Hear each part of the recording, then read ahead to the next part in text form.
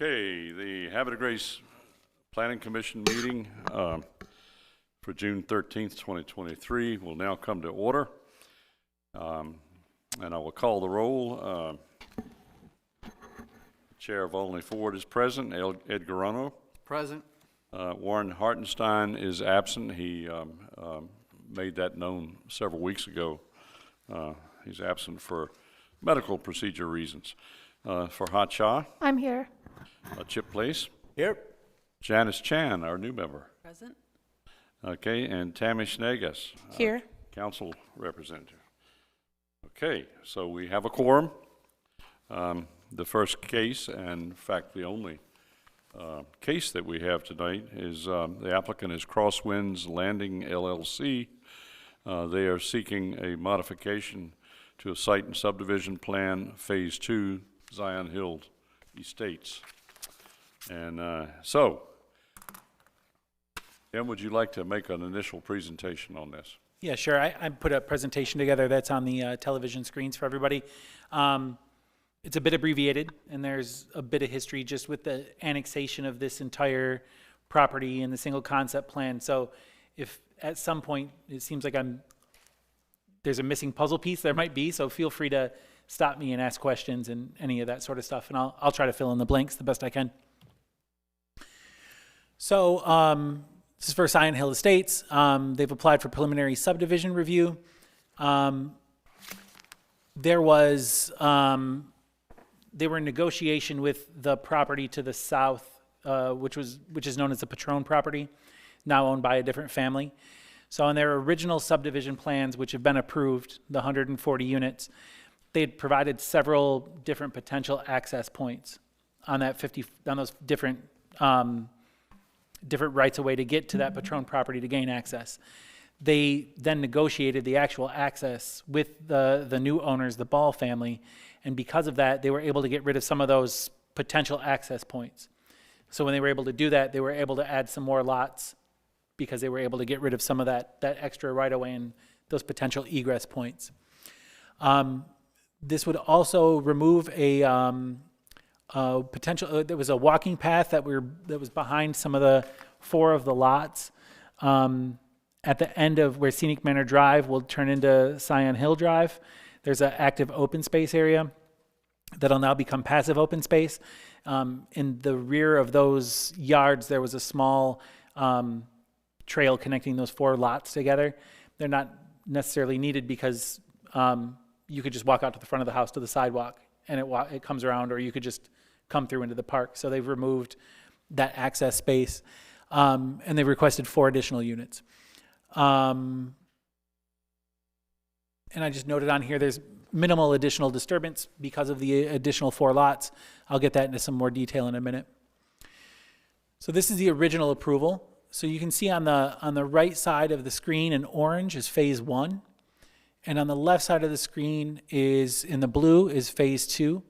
So the 4 lots are part of Phase 2, where Scenic Manor Drive would enter Zion Hill Drive. So it's on the south part of that map, abutting the Patron and Ball properties. Sometimes you can get it to work. You can. That's not going to do it. Sometimes you can get a little fake laser pointer looking thing to work, but I don't think it's going to happen today. So this is the change in proposal. So you see just the southern street there in blue. This is that blown up. And as you can see, there's 4 properties that are highlighted in green. Those would be the 4 new lots. So just to go back and forth, you have the area kind of on the bottom left in blue. And these would be the 4 additional lots. So a little history with this. There was an annexation agreement, I believe back in 2014, that were for a number of properties up here from a number of different owners, stating that they wanted to come into the city. And the city stated, okay, we're going to let you come in. There's going to be some specific provisions you have to come up with, and you're all going to have to sign off on this single concept plan. In 2020, there was a resolution that passed that single concept plan, which incorporates those things from the annexation agreement and allows each of the individual owners to come in as long as they're meeting their parts of the agreement. So the single concept plan zoned this entire area as RB, residential business, requires 25% open space, and it allows a 5-acre park, and there's a connecting trail that goes throughout here that connects to the Lower Susquehanna Heritage Greenway Trail. That can also be counted towards that 25% open space. So there's a little bit of trail in Scion Hill Estates, and that will still be included. That's not affected by this request at all. And then the park is in a future phase. It's not in this phase. The other item was that no more than 2/3, so the rest of the property after the open space could be split between commercial and residential, but no more than 2/3 of that could be commercial, or no more than 2/3 could be residential. So it required a bit of a mix. And that also is not affected by this request. So this is the single concept plan. In the upper left is where this project takes place. That purple trail that comes through is what will connect to the Lower Susquehanna Heritage Greenway. And then everything else will be coming at some point in time. But today we're just this is just as reference, showing you that it's that upper left portion of this picture. So the impacts with the removal of those other potential ingress-egress points and the construction of 4 new houses, there will only be an increase in about 2,000 square feet of new impervious space. So there's very, very little disturbance. The open space moved from 1.3 acres to 1.1 acres. We had a traffic study that was submitted with the staff report showing that the 4 new lots would cause negligible effect. The water and sewer plans need to be redrawn to properly fit in those 4 new lots, but the water and sewer capacity isn't affected anymore by the 4 lots. And they're just 4 new lots with what was already approved, going from 140 to 144. The impacts are negligible to none. So the Department of Planning recommended approval of the preliminary subdivision plan with conditions that are in the report. They're the same conditions that were in the staff report for the original 140 lot approval. It's basically the boilerplate stuff that the final plats need to meet the requirements of the city code. Addresses need to be indicated. They need a homeowners association, all forest conservation easements and wetland buffers and those type of things need to be given to us. The proper easements need to be given to us. The developer we recommend that they retain as many trees as they can adjacent to Scenic Manor subdivision. This doesn't call for any more tree removal, so that's just sort of a reminder. We have our normal information about streetlights and getting proper streetlight that's attractive and complementary to the area without shining into people's homes. Scenic Manor Drive should not be used for construction. There's a 24-hour notice requirement to the residents if there's any blasting, and that there should be cleanup on Bully Rock Parkway as construction occurs, just to make sure that's tidied up for all the residents and neighbors that are using that. There's a number of public works things. Those are also boilerplate. They're all in the staff report. I don't have anything else. Okay, commissioners, do you have any questions of Tim?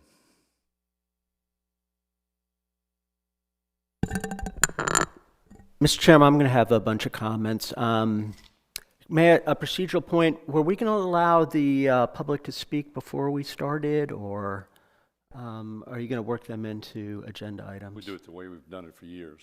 Okay, because I saw it on the agenda. Okay. We immediately come back to us to see if we have any questions of what he just told us, because he's reporting to us. No, I'm speaking general. It was public comment was first on the agenda, and well, I didn't write that agenda, and I'm not.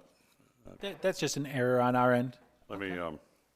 And we talked about that as being a new thing we would do. So I was just trying to clarify that. I would like for the public to know a little bit about this before they start commenting, and then that way they can be more informed about what they're commenting about. Okay, but I thought we were going to allow general comment. But all right, no, that's fine. I'm just trying to clarify. I would prefer just to continue like we do, then we can have a Okay. discussion later on about how we reorganize these meetings. So, Okay, that's fine. Yes, I can offer a few comments here then. Just on the whole Scion Hill estate, the whole Scion Hill development process, and the whole property up there. It is 244 acres, and as Tim explained, there was a concept plan adopted by the city council a couple of years ago. And it is, one of the last remaining beautiful agricultural landscapes in the city. There is a 50-acre conservation easement along Route 155 that's been there for a few years now, I believe. That was credited towards the open space that is part of the concept plan that the city council approved. So that leaves about 194 net acres, which the remaining open space, the 25% open space allowance would apply to. And there's, the 5 acres that are taking out for dedication of a city park. And there's also credit towards the trail, which leaves a net very little open space within the actual development area of this whole landscape. And it's also a very beautiful landscape. There's a big woodland area there. There's a big forested area. There's old features of the farm landscape and 2 historic structures which are noted in the concept plan. So just an overall concern as we go forward with this application. I'm hoping that we'd be especially sensitive to the natural areas that exist, to the existing farm landscape exists, and that we try to preserve those as much as possible under our conservation ordinance, forest conservation ordinance, under our landscape ordinance, to keep all that stuff so that it survives the development process. Now, in granting the concept plan, I think it even preceded the concept plan. It was part of the annexation process. The whole property was rezoned to RB, which is the densest zoning classification in the city. It's the downtown zoning classification. So it's really, it's kind of, for Havre de Grace, it's the urban level of zoning classification. So that suggests the potential for very dense development on this remaining 194 acres. And to just jump ahead to the current application before us tonight, I think this application is illustrative of hopefully what we don't see throughout the rest of the property, because this is 140 units currently on 40 acres, very highly packed into the 40 acres. It really maximizes the RB zoning as much as possible. There's some limited open spaces within the neighborhood, but I describe them really as leftover spaces in the middle of subdivisions and lots after the development was really maximized on the 40 acres. It pushes right up against the Vista Bay Court subdivision. That street, there's a big bluff above it, and the subdivision's right up against it. And the neighbors there are certainly going to be impacted by the view, and there could be drainage issues, and one would hope that that slope is preserved.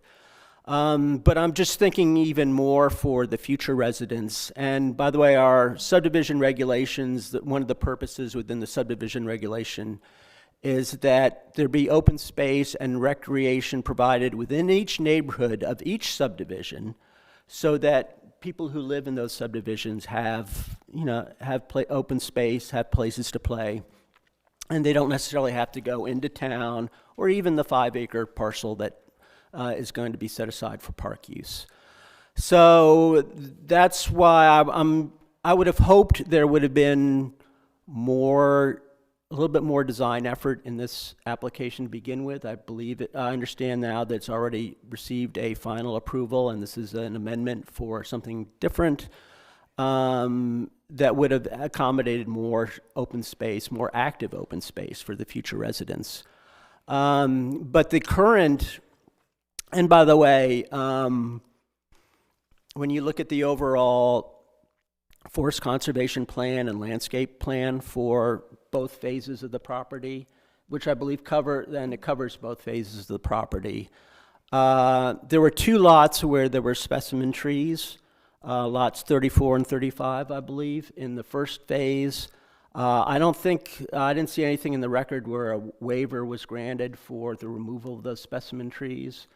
We had this discussion last week regarding the Clark Road project, and that very day the court basically overturned a development in Abington Wood where the county failed to adequately justify the removal of specimen trees there.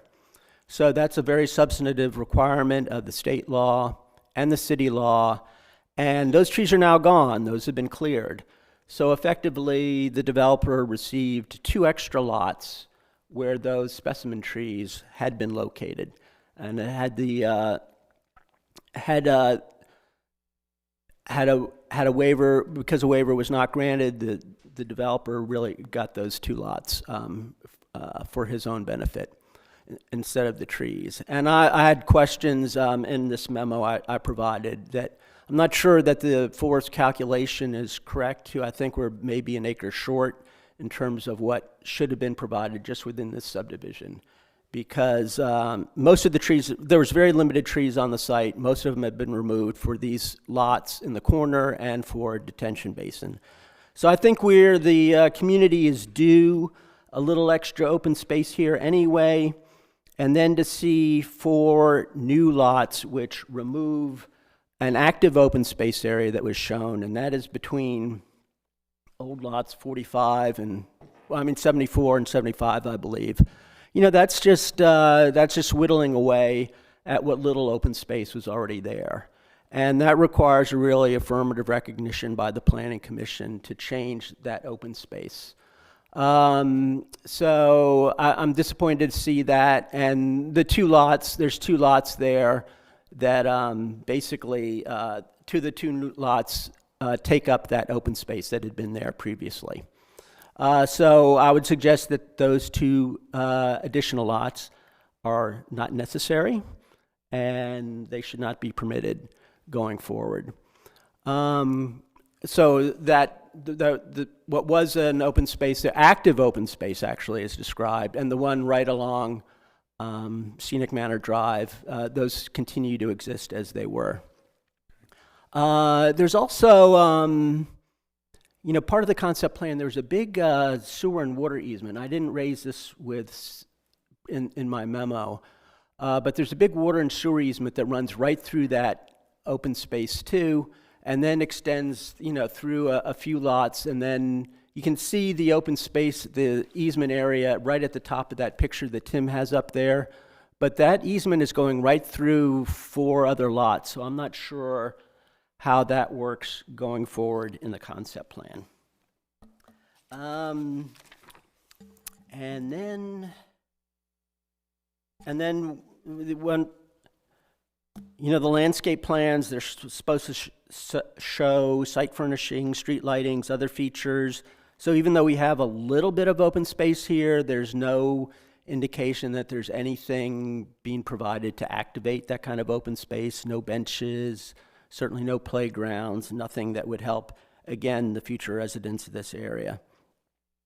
One other thing that the concept plan showed, and that's supposed to be part of this, is a 6-foot trail that is part of the Lower Susquehanna Heritage Greenway. 6 foot is really insufficient as is. The state and federal guidelines, especially if you're thinking of a shared use trail, it should be minimum of 10 feet wide, and here it's 6 feet wide. I'd love to see that change so that we have a real up to standard shared trail through here. But I don't see any indication of any trail on this application. It's just a short stretch here, but it needs to be provided. And One other thing that a neighbor of mine in Bully Rock raised was just the traffic coming in and out of there, and the construction traffic coming in and out of there for this new construction, and what kind of traffic control plan is in place to prevent accidents when construction traffic is exiting 155. So I think that really sums up my comments, Mr. Chairman. Thank you very much. Okay, anybody else? Comments from any other commissioners? I have, I'm going to wait till later to, address concerns. Okay. I just wanted to seek some clarification before we get into the public discussion. So the 4 lots, what in the original plan, so everybody understands, the original plan, those 4 lots were not just open space, were they not meant for a right-of-way connection? There were several potential right-of-way connections to give access to through the Scion Hill Estates development into the Patron property to the south. And those areas, those right-of-ways, are where these houses are proposed. Is that correct? Maybe not exactly. I think what happened, they were just able to sort of shift things around. Well, did they relocate any other property lines of these individual lots? I believe so. So we're going to hear about that. Yeah, Mr. Esner's here. I So think what he we're can looking speak to at is basically a shift of a lot of lots, just shifting. Yeah. The lots were all shifted and took up places where there were. So basically, this is what they're seeking is not just 4 new houses. They're seeking a re-subdivision of this section. It's a preliminary subdivision application. That's correct, and it would add 4 lots total. But it does shift lots. Yes. Mm-hmm. Now, the next question I have for clarification is, how much is the total net reduction of what we might call open space? What do we lose? It went from 1.306 acres to 1.104, so about 0.2 acres, which is About what point? Okay, go ahead and just give me the 8,712 square feet. and what fraction of an acre? Fifth. Yeah, 20%. 20% of an acre. Mm-hmm. 1/5. Okay. Thanks. I couldn't write the numbers down fast enough and still run the meeting.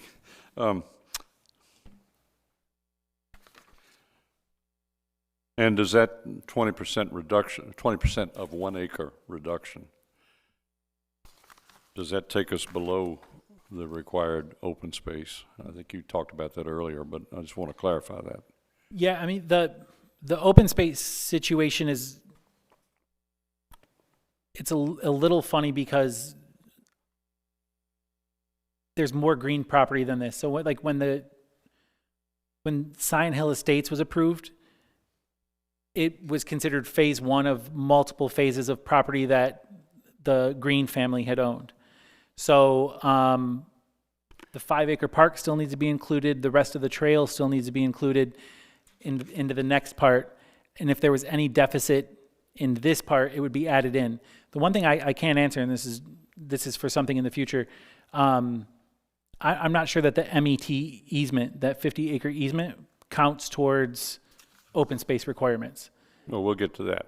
We'll get to that. Yeah, we'll get to that. I mean, it may or may not. I haven't been able to find the information on that, but it wouldn't affect this because the 25% open space, the deficit could be made up on future green development. Okay, so in the department's view, open space is somewhat fungible. In other words, it can be applied here or here or here as long as it's within the overall plan. Is that what you're saying? Right. The single concept plan said, there were these different things you need, one of them being open space, and allowed each of those different owners to come in as long as they met all those requirements individually.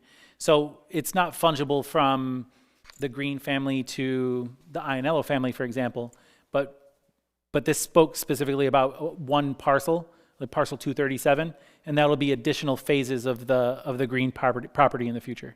Okay. There's a gentleman that wants to speak to that, but I'm going to hold you off just for a moment so I can kind of keep this Yep. going in a proper order here. Are there any other questions among any of the commissioners just for Tim, based on his presentation? Well, let me just follow up real quick, Mr. Chairman.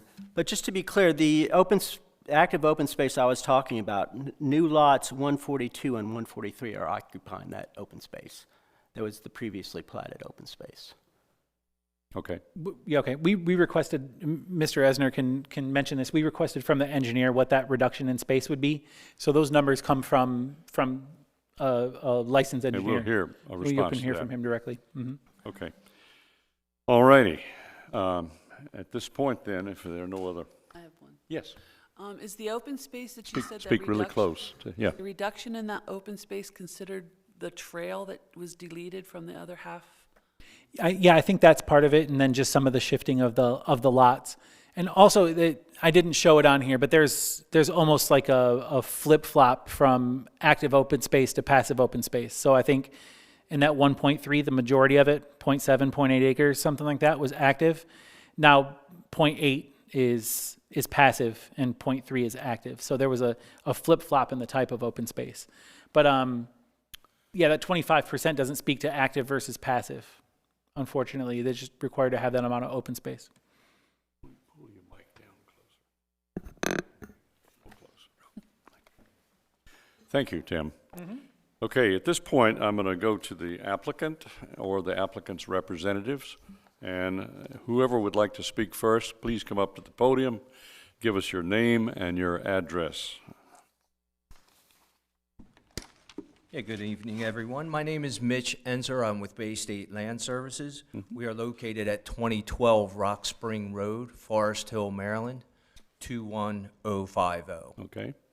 The purpose of the plan is to resize 33 lots that were recorded in earlier this year, 2023. Those two plats being 217-34 and 217-35. Those plats were the first recorded record plats of the land that was annexed into the city by AR 277. AR 277 had specific conditions required of the landowners that were the recipients of the annexation. One point of clarification, and if I could mention the point that was of utmost urgency, was that 50 acres was explained in AR 277 to be contributed to the open space, Yes, it was. as was the 5-acre park that will be dedicated to the city, as was the Lafayette Trail portions that are included in this subdivision. They are just located, that 6-foot portion of the Lafayette Trail was located in Phase 1 and is not shown on this plan because it's on a subsequent, it's on Phase 1 plans, it's not the topic of today's discussion. So that was accounted for in the Scion Hills Estate subdivision plan. The resizing of the 33 lots is in compliance with the RB zone. It took those lots from 55 feet wide down to 51 feet wide. All other conditions of those lots are met. The RB zone, as you say, it does not have a zoning density. I did work out the number very quickly here, and I believe the density of this subdivision is 3.6 lots per acre. That is hardly a dense subdivision within the RB zone and within any other zoning by lot size in the city of Havre de Grace. So these plats being recorded was the culmination of several other approvals, one of which was the single concept plan. And that single concept plan was a required plan by the city in the annexation resolution of 277 that was required before any subdivider that was a beneficiary of the AR 277 rezoning and annexation. And that plan was approved in November of 2020 by the city. The preliminary plan for the overall Scion Hill Estates, which was 140 lots, was approved in June of 2021. This portion of the revision only affects Phase 2 of the Scion Hill Estates project. It does not change the right-of-way for Commodore Street whatsoever. It did reposition the access that used to be a planned public road to what was the Patron property, and eliminated that portion of public roadway, but left the right-of-way there to the current owners, which is the Balls. So that was relocated slightly to the west. Could you point that out, please? Yes, that is this right-of-way, located at the very westernmost end of Commodore Street. That's Jeremy Place? No, sir, Jeremy Place is right here. It's the connector from Phase 1 into Commodore. Mm-hmm. Portion of the right-of-way that was relocated is here. At the request of city DPW staff and at the approval of the Balls, that roadway improvement to that property was eliminated from the plan, but the right-of-way was still asked to remain. Okay, so that didn't affect the subdivision layout at all, the lots? The relocation of that right-of-way did slide it slightly to the west and did make a little bit more room for the lots to be provided in that southern portion of Commodore Street. Any more questions? If you'd like, I can go point by point, and I'd be happy to answer any questions you have regarding that specific right-of-way. Just very quick, how far over did you push it? Because it looks exactly the same on the. It's very, very minimally. It maybe slid about 10, 12 feet. Okay. All right. But was I correct that your new lots 142 and 143 are occupying most of what used to be described as active open space in the final plat approval?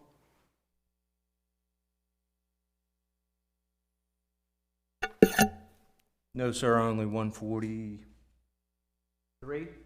Yeah, well, 142, 143 seem to occupy most of that space. Maybe not exactly, but. Okay. Okay, all right. Let me, just a broader question. Is this subdivision plan to be sold, the lots individually, homes individually? Well, there are individual homes, Yes. so yes, they'll be sold individually. Okay. So it's not by chance a subdivision that would be a rental subdivision going forward? That if rentals are allowed by city code in the RB zone, I would suppose someone could own it and rent it to someone. I don't. It's not that kind of development, though. That's not something I'm here to represent today. Okay.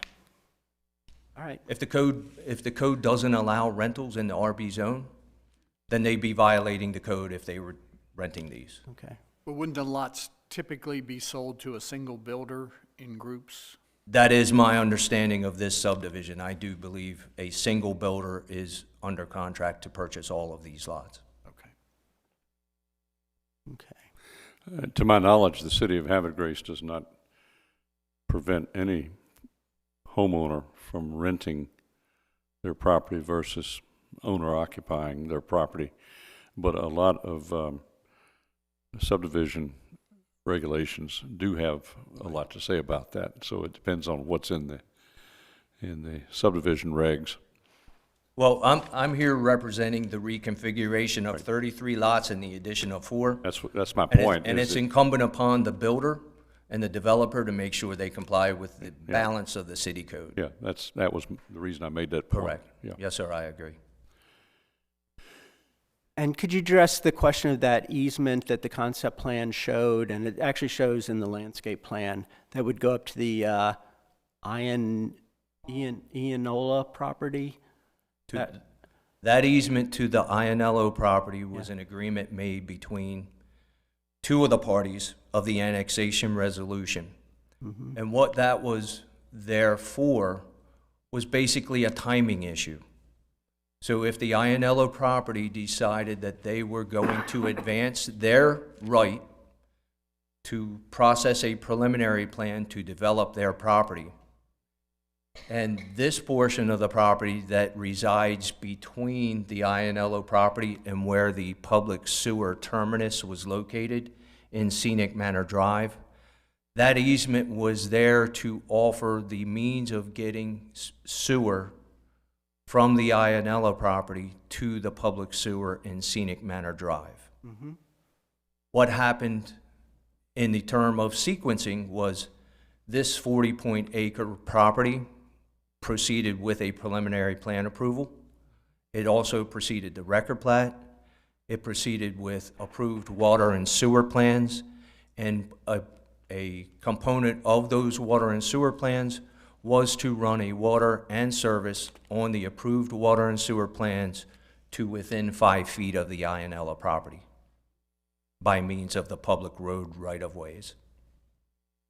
Okay, so instead of having that easement that just kind of cuts through the middle of the whole concept plan, now the sewer and water will follow the streets up to the Yes, sir. property. Yes, sir, and it's depicted on the public water and sewer plans that are approved by the city, yes. Okay. All right. Okay.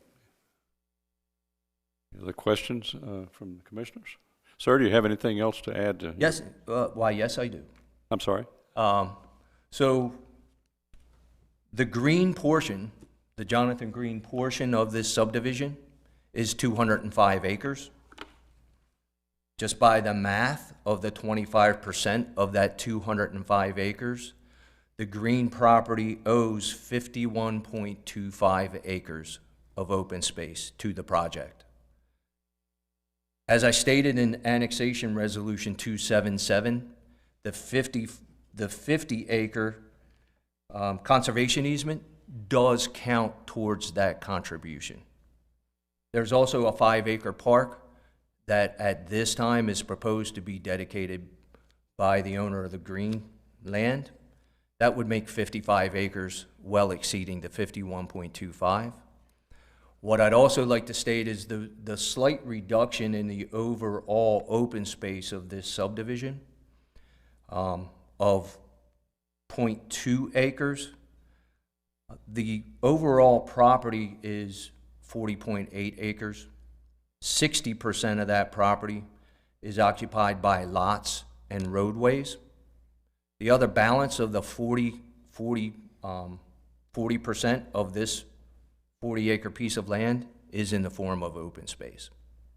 Not all of it active, but is in the form of open space. Mm-hmm. Construction traffic.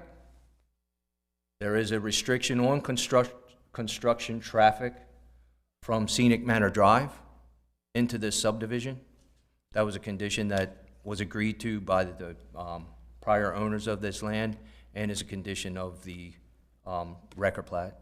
Will that be posted with signage or The actual barrier is going to remain until such time that it can be removed and comply with no construction traffic to this site from Scenic Manor Drive.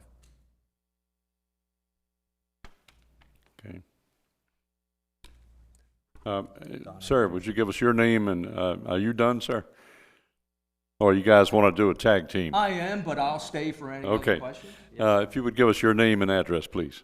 Mr. Chairman, my name is Don Sample, 800 South Fountain Green Road, Bel Air, Maryland. I was involved on behalf of the Green family in marshaling through the single concept plan approval and was involved in the purchase of this 40.8 acres from the Greens and the subsequent approvals that Mr. Answer has discussed, and only wanted to offer 2 points of clarification on prior comments. First and foremost, as Mr. Answer said, the 50 acres of MET land, the requirement for that to be remain in open space is a condition of the single concept plan approval. It's illustrated in a particular color, confirming that it will be set aside as open space.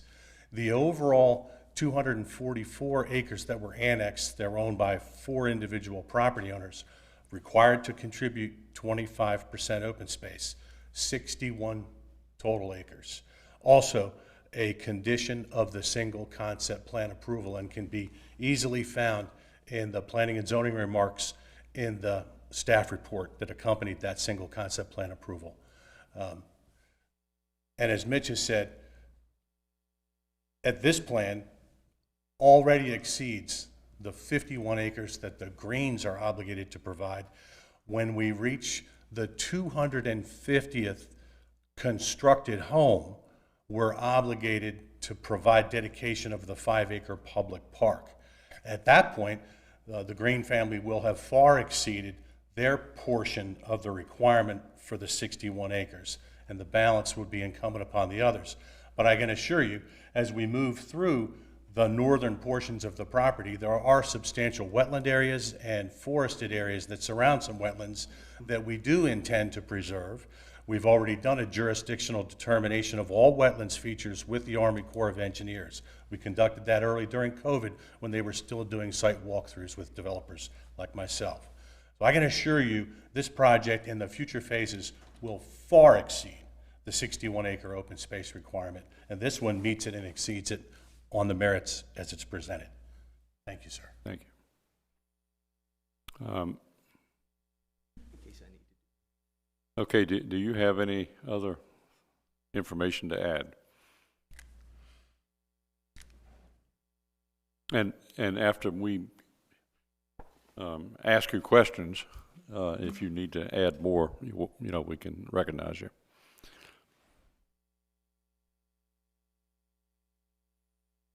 I'll wait for any additional questions. Okay. I went through my bullet point of notes. I believe Okay. I'm good. Now, the public that's sitting here, we haven't forgotten you. We're going to come to you shortly, but again, I want you to hear as much as you can hear before you have the opportunity to speak. Okay, commissioners. I have a question. Yes. So my question to you is, the Susquehanna Heritage Trail, that the portion that was deleted from here, how is this going to be reincorporated to be a complete heritage trail? I'm not quite sure what that's all about. Okay, the portion of trail that was removed from this plan was not the Susquehanna Trail. Okay, okay. It was a developer proposed walking trail on their own accord. The lower Susquehanna Trail begins at Bully Rock Parkway and runs on Scion Hill Drive and then extends over on a court that's not shown on this plan, but it turns to the north and runs on the west side of Libby Drive and terminates at the property at the tract boundary. Sorry, where is that? It's the purple dotted line on the concept plan up on the TV. So the section in Scion Hill is that upper purple portion, which isn't part of this development. So that's in phase 1 and that still exists, it's recorded. But it's that purple, the purple trail that you see comes down to the park with the roundabout and then comes back up and then down to 155. Okay. Thank you. So that is not, that road coming in is not, off of Bully Rock Parkway is not part of this subdivision. Yes, it is. It is. So where is the trail coming off of Bully Rock Parkway? On the image that you're looking at, Uh-huh. the uppermost portion in the blue area is a, what would you call that? Lavender, maybe? But it is by annexation resolution required to tie into Bully Rock Parkway at the nearest. Don, it is on here? Yep. On that plan? So if I may, Mm-hmm. it's right here. Okay. Okay. So is that, That plan is oriented, I'd have to rotate this one. or you could rotate the image on screen because the north arrow orientation is different on the two. But that trail exists here in phase one, and then it will turn this way and go to the north. But the subject of this plan revision only occurs in this area on the plan, which is why. Yeah, Mr. Sample, I understand that, but I didn't see where you were, I mean, we're dealing with very small drawings here. I did not see where that 6-foot trail was coming in as part of this subdivision. If you'd like to walk it over, yeah. Man, I post the best. Or on here, would it be right here? Isn't this? Notice this arc. Yeah. This road on the single concept plan is this road Right, on our plan. right. The 6-foot trail here. Yeah. And then it will turn and go to the north through future phases to reach the park parcel. That 6-foot trail exists here, and it will turn north, Okay. and this will be in. So what's showing here is the 6-foot trail. Yes, and none of which was deleted. The trail that was deleted Okay. was located in this portion of the property, Yeah, I didn't see that anywhere in the concept. It was this that I was interested in. and that remains unchanged. Okay. Okay? Would you consider upgrading that to a 10-foot shared use trail?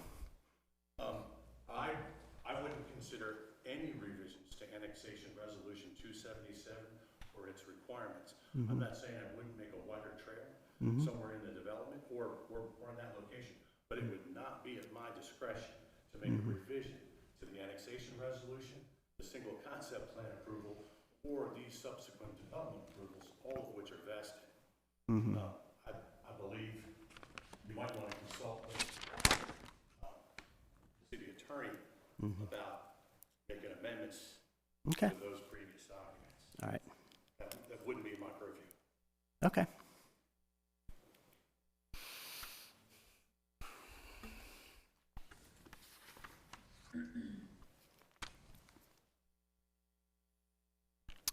Okay. Any other questions of the, Mr. Chairman, may I offer one other point of clarification? A question was brought up earlier about the easement that transected the property to provide service to the Ionellos.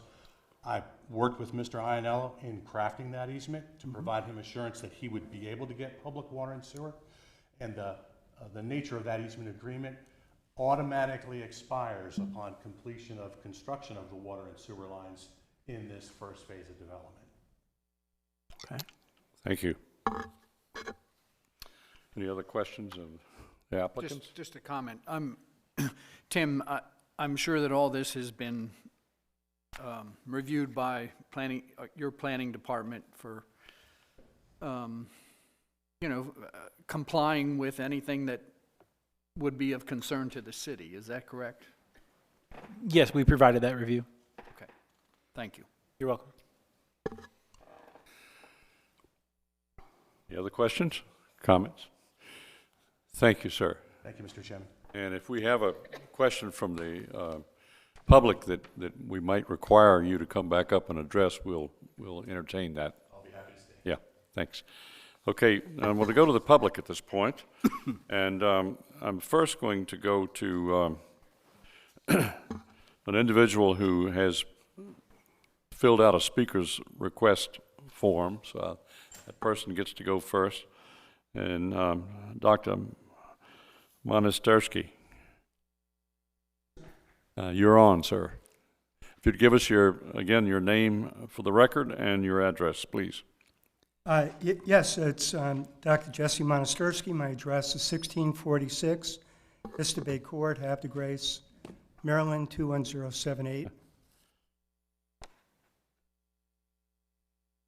Okay. Mr. Ford, City Planning Commission members, Mr. Bouchier, other city government elected officials and city appointees in attendance and public, good evening. First and foremost, I'd like to thank you all here this evening for your community service. I understand you're all unpaid volunteers, so God bless you all. I really do admire your work. Secondly, my remarks should take about 5 minutes. I've written them out, and I can provide my written remarks to you, sir. My wife and I presented our case to the City Council meeting on 5/6/2023, which included, among others, Mayor William Martin. A few of my neighbors were also present, including Megan Cantor and Myron and Tanya Weiss. Megan is present this evening as well. At that time, the work had not yet started on the Zion Hill development a month ago. This evening, a mere month later, the formerly cultivated farm field has been replaced with dirt, removal of many trees and vegetation. There are no longer foxes, deer, frogs, nor rabbits. For now, at least the birds remain and all the current residents, although there's a number of for sale signs. It's really sad. Mr. Place, thank you in particular for your remarks and advocacy. Certainly music to my ears this evening. I really appreciate it. It is a fact that the work is underway, and there will be few concessions made to the development project. Sadly, our pleas of a month ago fell on deaf ears. Respectfully, I'd like to add that our verbal requests and written communications were largely one-way communications. None took the effort to respond to me. At this rather late time, the concessions that I continue to ask for are still within the realm of the possible and reasonable. The short-term consequences of development are largely unavoidable as noise, dust, and debris, but the long-term consequences can still be somewhat mitigated. I hope that the Planning Commission will impose on the owner-developer a few requirements. These stipulations will cost them little, but will go far in making the most impacted families happy in knowing that the city has their interest at heart. While there was an absence of concern in 2014-2015 at the annexation of the properties by the city and finalization of the plans in May, June 2021, it is still not too late for the city to do the right thing for its current homeowners on Vista Bay Court. The small measures enumerated below will more effectively maintain hillside stability, control stormwater runoff cascading down the hill, and preserve some small measure of privacy to the planned properties above and the existing homes below. So here are my 4 points. 1, to retain the integrity of the hillside with its present height, dirt berm at the top, current swale, and present vegetation. Point 2, create a reasonably wide green zone ring separating new construction and existing homes. 3, preserve the trees that are already present. And 4, add a line of evergreen trees at the top of the hill for the impacted homes. Regarding the 2 planned detention ponds, maintenance and oversight of these are typically left to HOAs rather than the city. However, the city has an oversight function that includes inspections.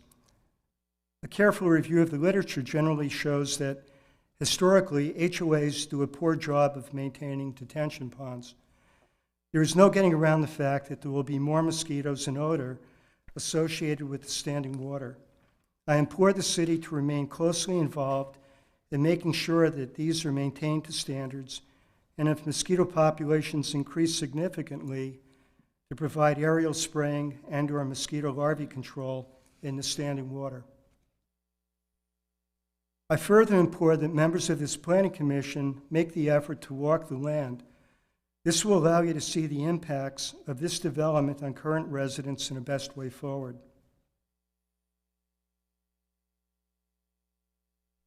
My understanding is that the purchased 40 acres were from Don Sample, who's here this evening, and that purchase occurred a couple of months ago. I happened to talk to Mr. Sample on the phone and learned later that he had sold the land to Dave Sobazak. Regrettably, I have not had the opportunity to meet with Mr. Sobazak, the present owner-developer, I understand. I thought he or his representative might be present this evening, but I don't think he's here. 2 of my neighbors, Megan and Josh Cantor, did meet Mr. Sobazak a few weeks ago. They both told me that they found him to be a reasonable man who seemed to care about their concerns. And walking the hillside, He purportedly said that he was surprised to see how steep and high the hill was, and stated to them that he would do his best to work with his engineer to preserve the trees above their property and the long stand of trees on the hill adjacent to my backyard. He went on to say he would do his best to have the present swale relocated from the top of the hill to above my trees rather than below in an effort to preserve the stand of trees. He also informed them that the work would be done in stages, which would limit water runoff and soil erosion. Regarding my personal situation, I hope that Mr. Sobczak does his best to preserve the stand of trees on the hill and the beautiful plants, most of which were replaced by the previous owner of my house 2 years ago. My wife and I have maintained the hillside, and any future homeowner on the hill above us will appreciate looking out onto trees, plants, and shrubs that not only beautify the hillside but attract a large variety of birds, bees, and butterflies. I don't have to remind this council about our shared responsibility to do our best to preserve pollinating insects and our birds when populations of both are in rapid decline throughout Maryland, the Northeast United States, and in fact worldwide. I need not tell you that the livability of a city is in large measure defined by its green spaces. These include parks, farms, forested land, and also bicycle and walking paths. Our city is a treasure. That's why we moved here. While you've taken steps to beautify downtown, in my view, not enough is being done to protect the communities in the city heights. Many of us in the Scenic Manor subdivision are military, retirees, and veterans. I alone had 35 years in uniform and now 10 years in government.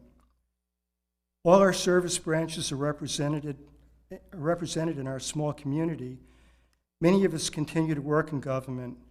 I mention this only in that Havre Grace has a reputation of being a veteran-friendly city with a large number of veterans. I hope that trust is not broken. It would be a sad day if families leave, not just veterans, because of what they are experiencing, especially when it is fully preventable. Getting down to specifics, a perimeter fence has been placed at the crest of the hill on the present berm. The present line of disturbance placed by a surveyor a month ago marks off the top 11 feet, in other words, the top half of the hill behind my house. The hill has not yet been flattened, which is the plan. The existing trees and most of the plants have not been removed from the hill that's adjacent to my hill. Should the hill not be preserved, I hope that I will be given sufficient notice to remove as many plants as possible.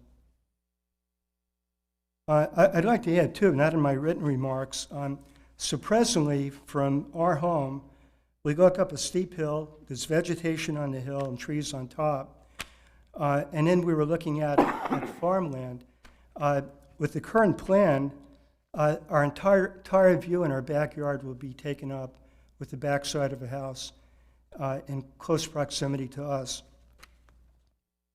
So in providing this input as a concerned resident, I assure you that this evening I came prepared. Among the resources found online, two stand out as particularly pertinent. First, per Planning Commission duties and responsibilities by the Maryland Department of Planning, signed by the governor, it states through, and I quote, through land use planning, jurisdictions work with residents and other stakeholders through a collaborative process to articulate how they want the community to look and function in the future, end of quote. Another statement found in the document, and I quote again, this process gives the jurisdiction the opportunity to involve the public, to work through competing goals of different stakeholders, and to achieve consensus before receiving specific development proposals. If the public has been involved in the planning process, they are more likely to be supportive of development proposals that are consistent with the plan, end of quotes. A second document that I found, per the Planning Commissioner's Handbook by the Institute for Local Government, among the goals for planning commissioners are promotion of public health, mitigation and reduction of environmental hazards, and protection of the environment. Among the obligations, required of planning commissioners are conveying the agency's care for and commitment to the members of its community to consider exceptions to planning policies. Sir, excuse me. I have just one need more to paragraph. interrupt you just for a second. Yes. We're going to have to move on. I have 5 minutes. I've gotten about 4 minutes in. I have one paragraph Okay. remaining, sir.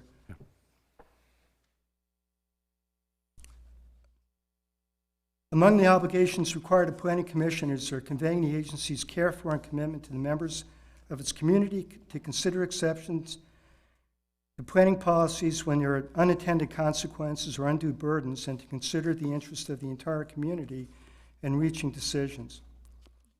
I would be happy to invite planning commissioners and city officials to visit our properties to see firsthand the impact of decisions made in the past and what countermeasures yet may be still enacted and posed as the development proceeds.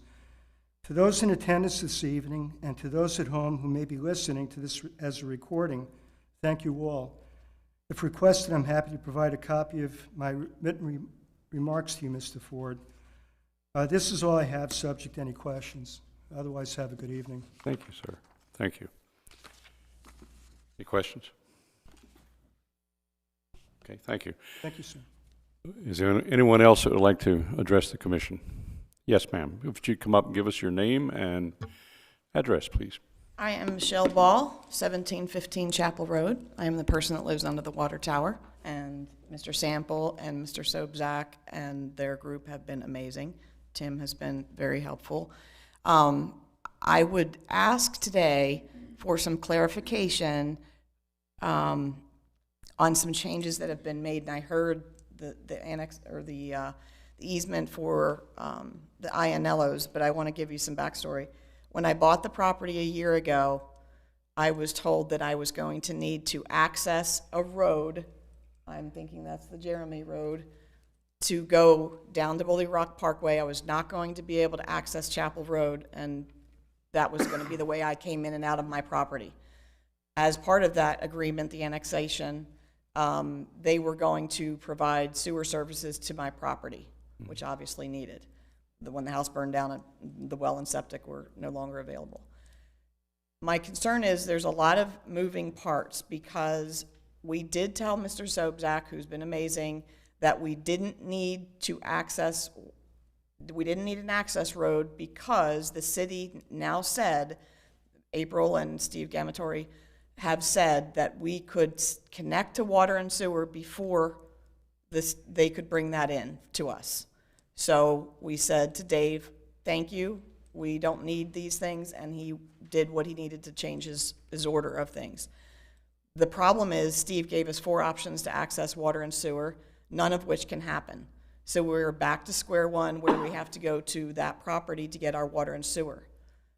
Things have been discussed over course of time for the last year about what can happen on our property, one being it could be 7 lots. I feel like that the community is very happy that I made it 1 lot. These lovely people walk by and tell me all the time. I'm trying to save every tree I can, unfortunately, and by the way, I know everything I know about birds because of you, Mr. Ford. I'm trying to save as many trees as I can, and I lost 3 today. Don't know why. They just fell down. It scared the heck out of me. I feed the deer, I feed the squirrels, I feed the fox, I feed the raccoons. We're good. We'll get through, making sure we get through this time. Had some bald eagles on the water tower. I dealt with that for 5 months. My issue is I'm trying to build a house, and I can't because I have to get a special exception to keep my chapel, my cottage, on the property. Not an argument for today. I've been delayed 8 weeks now for a building permit because I have to get an exception and then come to you for a building permit. I feel like I've been very understanding and helpful to everybody, and everybody's kind of like poo-pooing on me. So I would ask today, as kind of summing this all up, for some clarification that A, I'm going to get water and sewer from Mr. Sobzak and where it should be, and I know Dave will be fine. He'll do whatever the city needs him to do, but I'd like to know where it's coming in so I can make plans and have it in writing, because things have literally changed month over month. I could have 7 lots on the property, I did 1. I couldn't access water and sewer from the main neighborhood where April Ishak lives or Scenic Manor. They gave me all these options. Now I can't. So I don't understand when somebody tells me you can access water and sewer before the development's done, and then all of a sudden they're not sustainable options. So I just ask that somebody put some things in writing about what's going to happen to 1715 Chapel Road. Do I need to access the neighborhood? Am I going to be able to go out on Chapel Road?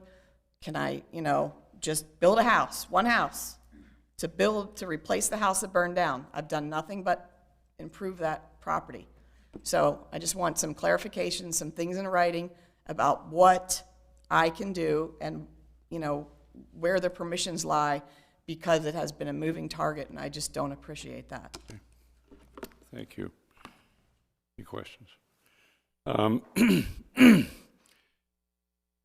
Tim, I believe this issue is outside the realm of what we're here, this hearing tonight, but could you just give us a brief answer on what's going on? Right, we've had some emails back and forth. I mean, to take a step back, the Department of Planning doesn't really deal with infrastructure at all. From our point of view, we look at the impact that a certain development will have on a community. So can we serve 140 houses with water and sewer? Can they, do they have enough pressure? Do we have enough, can we treat the water? That's about the extent that we do. It's really, mile high analysis. When it comes to the nitty gritty and where it connects from, this comes from Department of Public Works, but also any discussions that they would have with the previous owner. I'm not exactly sure what had happened along the way. I know Mr. Sample had originally agreed with the previous property owner to bring water and sewer up there. I'm not sure if the Ball family moved faster than what the Patron family originally was going to, or what changed the dynamic, but it's outside of the purview of this hearing, but it's also outside of the purview of the Department of Planning. Well, it sounds like if, as she says, an exception may be required down the road to get her served, that it will eventually come back to us for that purpose. If that's what you need, you'll be back in front of us again. Right. Once I get the approval from the Board of Appeals that I can keep the cottage as part of 1715, I get the annexation, or the easement, what's the word I'm looking for? I can't even think. Once I get that approval and I can keep it as part of my property, because I don't want to subdivide, clearly don't want to subdivide, then I come to you for the building permit. It says in the paperwork that in order to be kind of told you have to go to the Board of Appeals, that you all have already reviewed my paperwork, which in fact hasn't happened. No, we have not. So that bothers me. So I'm worried about the order of things, and I'm worried about after I wait 8 weeks for no reason to say, yes, you can keep the cottage on the property because it was annexed in with the single plan annexation. I have to wait 8 weeks for no reason to get a building what I'm saying is I wish there was some way we could help you. And I know there's that. There's no Listen, way. everybody's been understanding. I just am asking for some things in writing because I would like to know where the water and sewer is coming. And, Patrons were never going to build anything. She passed away in 2021 and the house burned down. Okay. And, so that's not a non-issue. But Don Sample has been always helpful in telling me, the end result, it's better I get water and sewer from this neighborhood because the run won't be too long. I won't need grinders and pumps and all of those things. See, the problem we have is we don't even understand all these details. Right. We don't have anything in front of us. We don't know anything. I know. And so the best I can do is just say, to just tell you that we are not, it's not possible for us to consider this problem tonight. Can I ask you one question, though? Yes, ma'am. Were you ever discussing that anybody that bought the Patron property needed to go through the neighborhood? You know what I'm saying? I do. Okay. May I approach? Because I want to know if I have to put a driveway out to the neighborhood where they're building. Well, again, we're not, Okay. I'll Okay. entertain your comment, but we are not in a position to even determine that tonight. That's what's crazy. I was told by April Ishak and Steve Gamatori I had to access through the neighborhood and that I was not going to be able to go in and out Chapel Road. So I built my fence, literally. I understand that. I'm just saying that we we're not the right place to come. I don't know who is, because Yes, sir. You want to, The single concept plan, could you come up to the mic? Because this is on the record. you still have the single concept plan on screen, and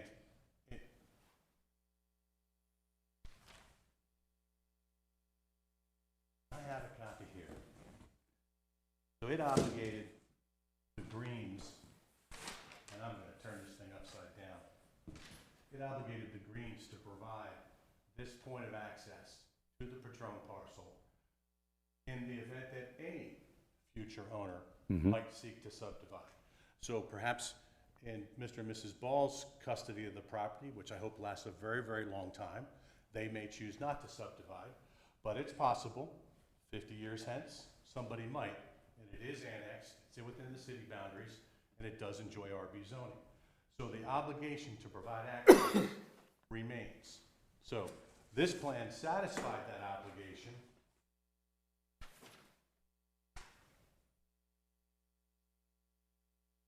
by providing this right-of-way.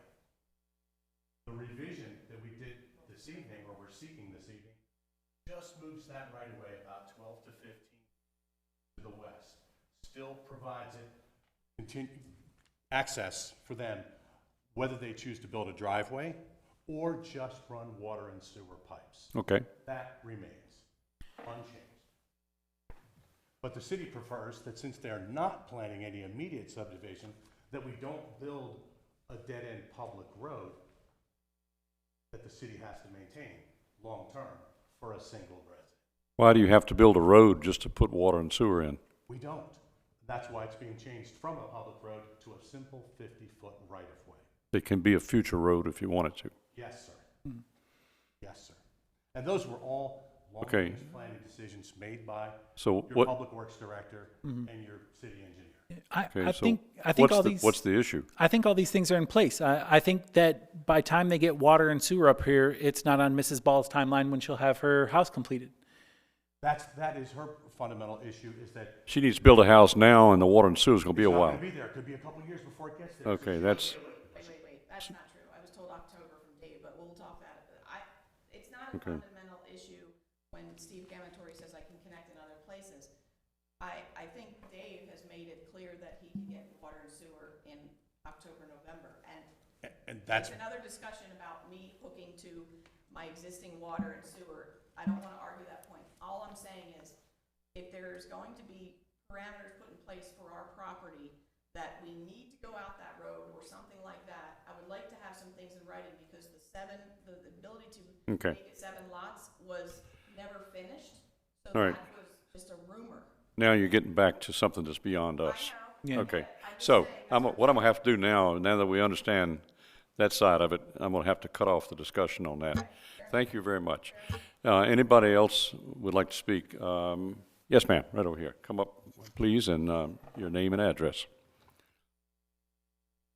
My name is Esther Costigan, and I live at 706 Monarchos Drive in Havre de Grace. I'm a member of the HOA board, and I came tonight with 3 concerns of homeowners of the paddocks, and I don't know if you guys could answer it or this gentleman, but one is, obviously, if you're building and we're losing farmland, the runoff, there's going to be a lot of runoff, and we have, I'm assuming they're tributaries of Gashi Creek behind one side of us, and then between Betwice and Monarchos on the other side. Some of those yards are low property. That I have one of those yards, and we never have a problem with flooding from the creek unless there's a hurricane or a nor'easter. Across the backyards for Betwice, they're raised, which means they're at a higher risk for erosion. Is anybody taking that into consideration as far as the building that's going on, that there's going to be a lot more runoff and there are homes that property could be damaged? Yeah, the Department of Public Works reviews stormwater and erosion controls, stormwater plans. There's a whole engineering process that goes through from the developer side of them planning pre-construction, during construction, post-construction, how all that will look like, and then that's reviewed by our city engineer. And until there's an agreement, that it won't affect other properties, and that everything's done from a proper engineering standpoint, then the project wouldn't begin. So they have done that study, or they are going to do that study? That's completed before we sign off on final plat, so that's all been completed. Okay, so as far as the engineers are concerned, there shouldn't be a problem with Gashi Creek jumping its creeks and taking property with it? That's correct. Okay.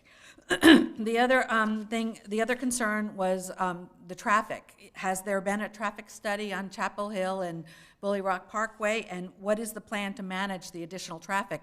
Because we're talking 140 homes here with probably 2 cars. I think it's reasonable to say 2 cars per house.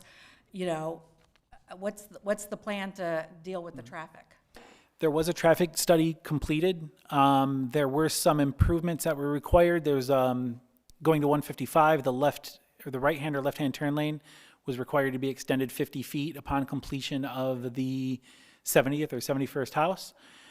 There's another study. There's 2 studies going on now. One is a bit away from this, down on Lewis and 40, but it counts everybody who's kind of cutting through the subdivision to get down near the White Supermarket. And for future development at an adjacent site, there's an ongoing study. So there's a study that's already been approved and improvements that were required as part of that, and there's now an ongoing study that will be given to us as part of a future application. So they're doing 2 additional studies right now? There's 2 ongoing studies currently, yes. As well as the improvements that have already been recommended? That's correct. Are there any openings direct from your development directly onto Bully Rock Parkway? Like, you know, roads out of the subdivision? Just what you see on this plan. Okay. I think there's one that is there one that goes onto Bully Rock Parkway? It's Just green. one? Yeah, there's just one entrance onto Bully Rock Parkway. Okay, has any discussion been to put a light there? I don't know if it was no, I don't think that it's a light. I mean, when they, Because the Most people children are- in our neighborhood get picked up on Bully Rock Parkway where it opens up into Monarcos. there was a Okay, talk about a roundabout let's- at Bryan Road, but One at a time, please. there was a talk about a roundabout on, at the Bryan Road intersection. I'm not sure where that stands currently. Okay, but I'm talking about down by Monarcos Drive, the entrance to the Where the paddocks. paddocks are. There probably has not been, I mean, stoplights really aren't the way to go unless it's a major intersection. People aren't really doing stoplights these days. A lot of people are doing roundabouts or other traffic calming procedures. I'm not sure if at your intersection it was below the level of service standard. So we'll have to see on the next 2 what happens when there's the additional traffic considered. Studies you talked about, okay. And my last question is there a timeline as far as, obviously the water and sewer is gonna have a lot of roads dug up and Betwice has a circle like right there. How would we find out what the timeline is and, you know, what's going to be involved? Like the HOA at this point is getting ready to replace trees on the circle. Do we do that, or do we hold off until you all finish your water and sewer stuff? Yeah, I can contact Public Works. I have an email from another resident that was asking similar questions. So maybe after this, I can get your email and then I can keep both of you informed. Those are all Public Works decisions and staging with the project. I mean, a lot of it sometimes just goes with how fast houses are purchased. So in other words, Public Works would have this timeline? 'Cause They I should can- have all the phasing information, that's correct. Okay, so I could connect with them. You could directly. connect with them directly or through me and I can make sure I coordinate everything, whatever's best for you. Thank you for your time. Thank you. There was someone else that'd like to speak? Name and address, please. Good evening, everyone. My name is Tammy Coit, and I live at 1724 Scenic Manor Drive. I'm the HOA Board President, but I'm here tonight just as a resident. And I just had a few questions. First, I would like to say we really appreciate the Ball's purchase of that property and the preservation of the trees. I just wanted to confirm that you all stated that Scenic Manor Drive will not be used for construction vehicles. Is that correct? That's correct. Yay. We were also told to connect with this board member, the HOA board member, that a traffic study cannot be done for Scenic Manor Drive, for instance, until it becomes a through street. Once it becomes a through street, then it's appropriate to request for a traffic study. Is that correct? You'd be way too late after that. That would be a mistake. Yeah, you would want to do it before. So traffic We asked study. years ago, and they told us that we had to wait until it became a through street. So, Yeah, I mean, yeah, by that time, I mean, you'd already have the problem. I mean, the point of the traffic study would be, so they would do traffic counts generally first. So Okay. they'd go to the different intersections and they just count the number of cars that pass by during peak hour.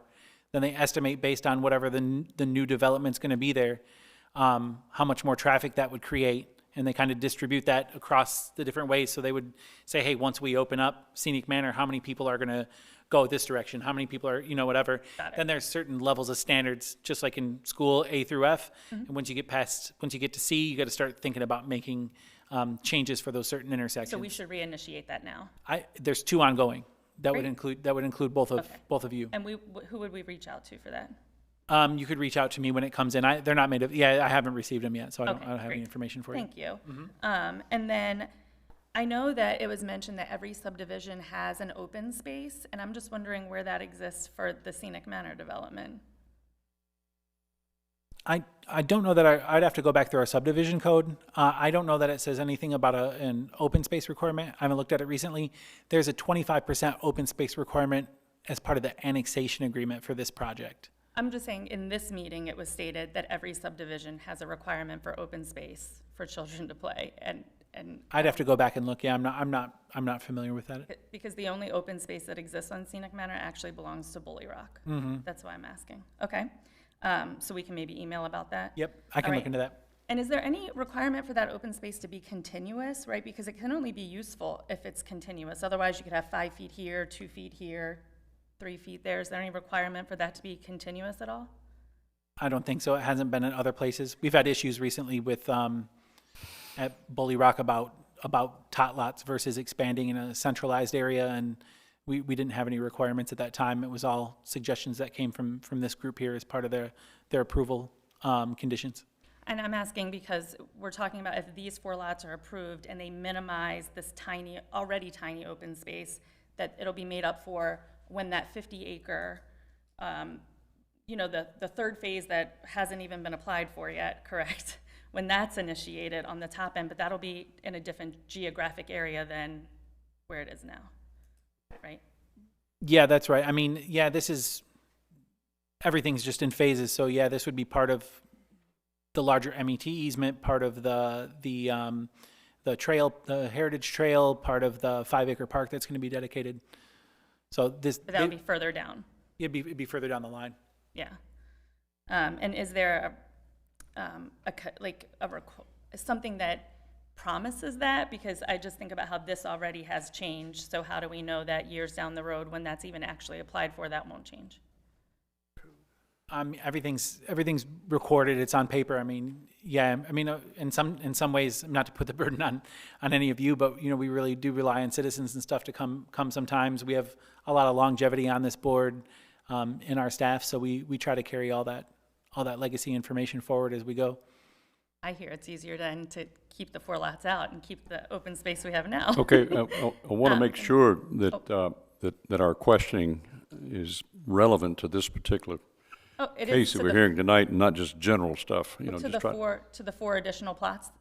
That's what I'm asking about, losing the open space. For the 4 lots? Yes. For the rezoning, that's what this means about, right? Yeah, there's a reduction in open space of 8,700 square feet. I had to That was my look to him for the size. I don't keep it up here. Yep, that's all. That was my question.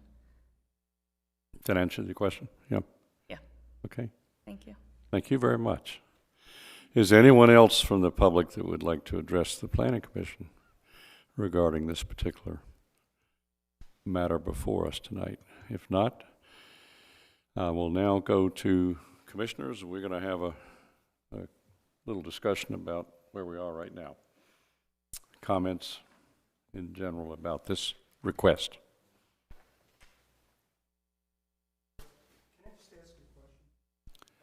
Could you Yes. you can go to the microphone, please? I just wonder, right, so, with such an upheaval of this land, I mean, there's major changes. Can't we request that the state provide an environmental impact report, or the federal government provide an environmental impact assessment? When we talk about traffic engineering issues and loss of wildlife, including endangered species, and more air Well- pollution and more everything else, I think there's a duty to think about an environmental impact report. Certainly there is. Yes, and I but don't see that happening. Yes, but sir. to my knowledge, the federal government doesn't have anything to do with it except for Yes. Unless the the state things that are land in their impacts. laws, and we certainly have to adhere to that. But what about state environmental impact Same report? thing. We have to adhere to the state laws, And are we adhering here? I trust that we are. I mean, yeah, when I looked at the last staff report, the buffers and stream wetland buffers, those were all in there. For phase one, there's 4 specimen trees being removed that we don't have a waiver in our files for, but there's nothing that says that you can't remove specimen trees. As far as wildlife habitat for endangered species, there's only one part in town, and it's not in this area, and it's for a specific fish. Yeah, I mean, otherwise, we meet all the other environmental. We meet all the environmental rules. We're trying to follow the rules, if that answers your question. It does. All right. But the folks sitting up here are not experts. We have to turn to experts or people that have far more expertise than we do to determine that we are precisely following those requirements. Yes. Mitch Enzer again. Regarding the environmental studies done for the green property, which this is 40.8 acres of the green property, city staff did request a forest stand delineation and an environmental features delineation for all of the green property, not just this. So we did communicate very well with the city staff and said we're gonna develop this 40.8 acres. City staff asked us to submit the environmental features and forest delineation for all of the green properties in total. It was over 205 acres were analyzed.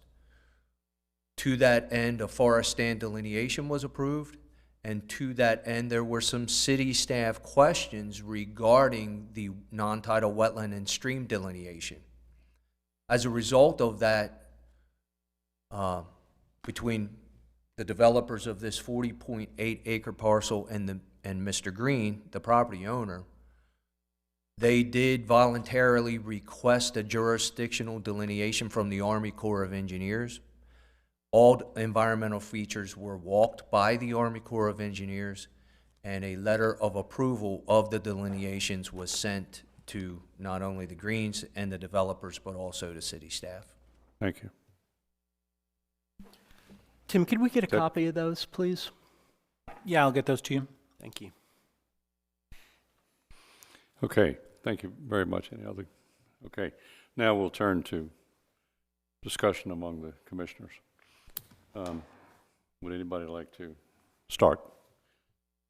Yes. Good evening. My question is, how close is this space to the Scenic Manor area? The 4 plots that we are looking at tonight.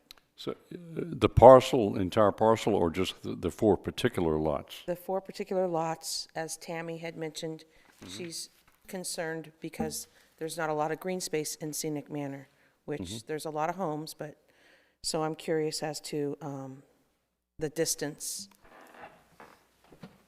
the impact that it would have if there would be. Tim, can you give us That's where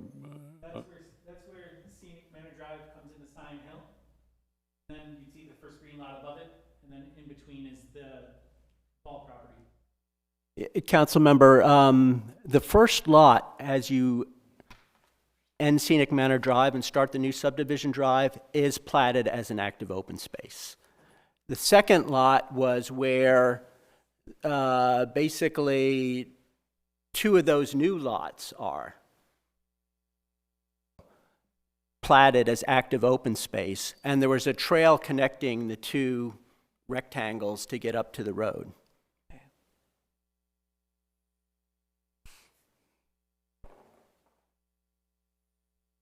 Is that? You got, Thank you very much. yeah, does that understand? Yes, thank you.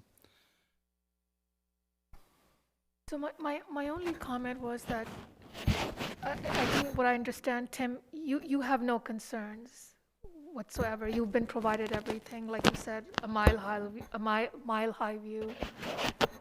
Yeah, I mean, Sign Hill Estates had 140 units that were already approved and signed off on. This subdivision's been finalized. So the way I looked at this was what is the impact of the additional 4 units? And there's no to negligible impact of those 4 units. I also took into consideration the Dr. Monsterski's comments. We've had long conversations and things in the past. His house and his neighbors abut actually phase 1. So these 4 units aren't anywhere near their house. It's there's not really a rational nexus to tie those things in, unfortunately. So him, and then I received some comments similar to what I had tonight about, which I've supplied all you with, concerning a comprehensive traffic study, how this affects local schools, all that sort of stuff. We looked at our adequate public facilities ordinance, and we can supply water, sewer. 4 new homes won't affect schools really much more, and we have the traffic impact statement from an engineer. So there's just adding these additional 4 units doesn't create much more of an impact than what's already been approved and signed off on. Okay, thank you. You're welcome. Chair has a couple of questions here. Under the recommendation section of your, actually questions and comments, of your staff report, and I'm going to page 5, and I'm going to read item number 5 of your recommendations.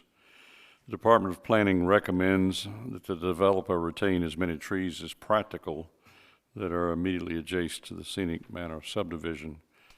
When I highlight the word recommends and then highlight the words as many trees as practical, that just seems to be a nice little wish. There's no teeth there. I mean, how do we go beyond that? This is this was lifted verbatim from the staff report from my predecessor for the original 140 units. I understand. Yeah,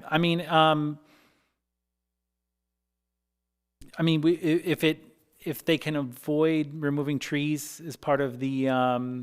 Do we have anything in our regulations that would forest require us to conservation, be more specific? Forest conservation plans and maybe landscaping plans, but not really. We need to work on that. Mm-hmm. And then I go down to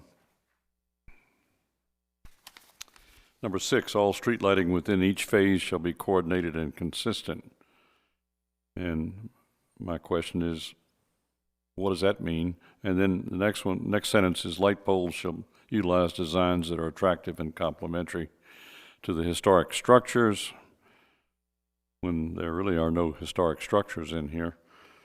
All internal lighting within a project shall be designed so that lighting is shielded and directed down and away from adjacent properties.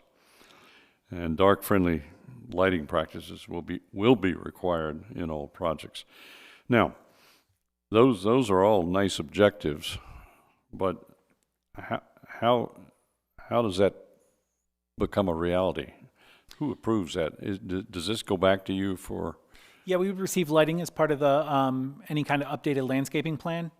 So we receive a lighting plan, and then are you trying to say that they have to come back to you with a plan and you have to approve it? That's how it's been done previously. Yes. Hmm? That's how it's been done previously. Landscaping, lighting, final forest conservation. All that was done after the preliminary plan before we signed off on the final.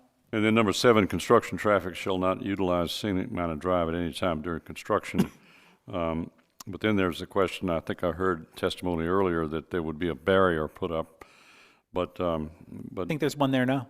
I would think that at some point there would be some need to post signage, because truck drivers, they're not here at this hearing. They don't know that they're not supposed to do things. And they just come from all over the place. So, we need to make sure that they get the word every single day when they come in there. And the last thing is the blasting. you have the last sentence that says at least 24 hours prior to blasting, the developer or contractor shall notify the city and the HOAs of all adjacent communities. And do you mean by that that notification has to happen prior to each blasting event? That's my understanding. Or if they're going to I have mean, is that several what you're going to events. require? I'm sorry? Is that what you're going to require? Unless there's several blasting events in a row within like an 8-hour period or something. Uh-huh. But yeah, if not, then it would be between every single event. Well, if they're going to blast 4 days in a row or plan to, Then we would just inform the they would community. notify you at least 24 hours before that 4 days, and I would think that you'd want them to also provide the approximate time of each blast event. Mm-hmm. Otherwise, the notification's kind of useless because you're still sitting there wondering when it's ever going to come. You know, and but of course that will tie in nicely with the quarry blasting and with APG shooting over there, shooting cannons. So everybody's probably pretty used to it anyway. That's what I have. Yes. Quickly though, because we're not in public Just to let comment you know anymore. what you're in for with the blasting. If you dig down more than a few inches on any of the land, you hit granite. And you can't imagine the rocky subsurface Okay. in this area. It's going to be blasting constantly. We are very familiar with the surface, the subsurface here. As a matter of fact, when the quarry shoots, it comes right through my basement floor, and I'm about a mile away because it follows the granite vein. Anybody else? I have a question for Yes. Eric. When you have a subdivision like Vista Bay, the road of Vista Bay Court, and then you put another subdivision behind it like that, is there any requirements for putting dividers such as trees, landscaping, anything to separate the two or to enhance the two so the property values of the people who are already there aren't demolished by the new subdivision's landscaping plans or lack of? Yeah, I don't think we require buffers right now in between different developments, but it's probably something we should take care of. Chairman Ford mentioned earlier that that's something we need to take care of. So I'll look through our ordinances and make sure that that there's some sort of vegetated buffer between future developments. Bring that back in front of all of you. One thing I will say before we get to a vote is that the comments that we're hearing from the public and from our commissioners will be very valuable no matter what the outcome tonight. They're going to be extremely valuable in the very near future in our planning to sharpen our ordinances, to improve our ordinances. And so these things that you all are saying are not wasted words by any means. You know, we hear that. And it's been very valuable information, in my opinion. Okay. Yes. I would just like to say that, you know, we have to trust, this planning commission has to trust that our planning department, the engineers, and all the people that are at their disposal have done their job to scrutinize these plans, that they comply with the codes that are on the books. I mean, that we have faith that that has been done, and that they are the ones to hold the developer accountable to what the code requires. So everybody should be aware that that has taken place, and that you know, this request has been scrutinized by that department, and must be up to snuff, or we wouldn't be here. And every word of those ordinances were approved and handed down to us by your mayor and city council, and past mayors and past city councils. And that's kind of what we have to operate from. Okay. Mr. Chairman, I'm going to, may I offer two suggested conditions? Should we, What? suggested conditions, should we choose to approve this application? Okay. All right, the first is, and I'm going to be very specific under the code. And by the way, with all due respect to the vice chairman, I think we are the ultimate people responsible for what gets approved here and what doesn't. So my first suggestion, and given the fact that that both the landscape plan and the forest conservation plan encompass both phase 1 and phase 2, that the landscape and conservation plan are both open at this point. And specifically under section 81-7B1A, it requires the forest conservation chapter says that all steps should be taken to ensure that existing vegetative slope is not disturbed at any future development on the lots. So I would suggest that we and I never saw a grading plan for either project. So I think it's very sketchy exactly what the relationship of the property lines are to Vista Bay Court. And obviously there's a potential impact to the residents of Vista Bay Court. There's a steep slope there.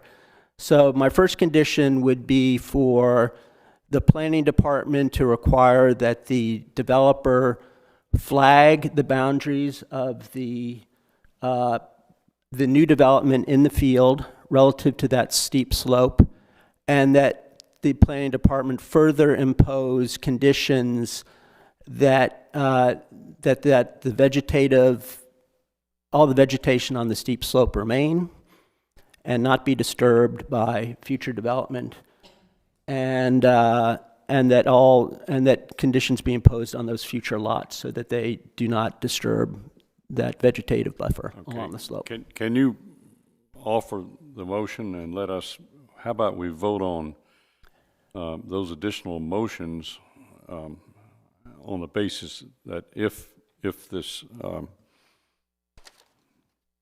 amended subdivision is approved, that those motions would apply? Well, that's what I'm suggesting, Mr. Chairman. Okay, but can you? But I would caution that we are not changing the law here or the code. No, we're not. We are not legislatures. We are here to approve what's offered to us and/or. I cited the code specifically. Well, I think what you're saying is that you would just like for the department to add those two. Which they will at plan review or plan implementation. I guess what I'm saying. Well, that's not clear because the first phase was approved without that consideration. So I want to make sure that consideration is. Now we're here tonight just dealing with the second phase. No, the landscape plan and the forest conservation plan apply to both phases. So, and things got slipped up in the approval of in the removal of 2 specimen trees in that. So I think it's a reasonable condition to add to this application. Well, we have approved phase 1 and it's set in stone. We can't go back and the forest change conservation plan and the landscape plan are separately approved by the department, and I'd like to see that condition, the planning department. And have we approved those already? The forest Or conservation. has the department approved those two? They haven't been revisited since their original approval of the original 140 units. I'm sorry. I've not received any revised plans from the original forest conservation plan approval of the originally recorded 140 units. I don't have any new plans. I don't have any new forest conservation plans. Okay. They've been approved. Okay. So, I'm sorry. May I ask the sense of urgency for this application and why it necessitates adding 4 more lots? The developer will have to speak to that. I don't know.